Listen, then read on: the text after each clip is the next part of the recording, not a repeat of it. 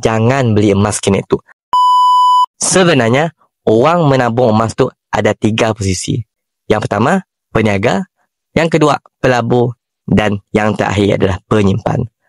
Malangnya, ramai orang yang posisinya penyimpan emas tapi ambil nasihat daripada peniaga emas. Yang mana, sidak tu madah jangan beli emas kini tu. Harga tengah tinggi.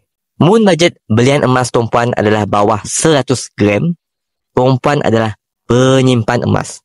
Dan penyimpan emas hanya perlu mula sikit perkara aja, iaitu konsisten menabung.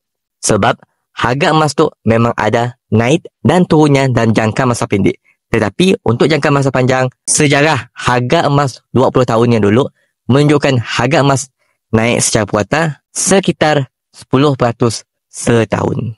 Jadi, mun tumpuan menabung emas selama 2 tahun, naik sekitar 20%. Mun tumpuan simpan 10 tahun, naik 100%. Sama ada harga naik ataupun turun, dalam jangka masa panjang, tumpuan akan dapat 2 kelebihan tu. Yang pertama, kuantiti gram bertambah setiap tahun. Dan yang kedua, tumpuan akan dapat puratakan harga emas tumpuan. Semoga perkongsian kami bermanfaat. Dan mun tumpuan belum mula menabung emas dan nak bermula, boleh isi detail di back biru di bawah. InsyaAllah kami akan hubungi tumpuan dan bantu tumpuan dengan sebaiknya.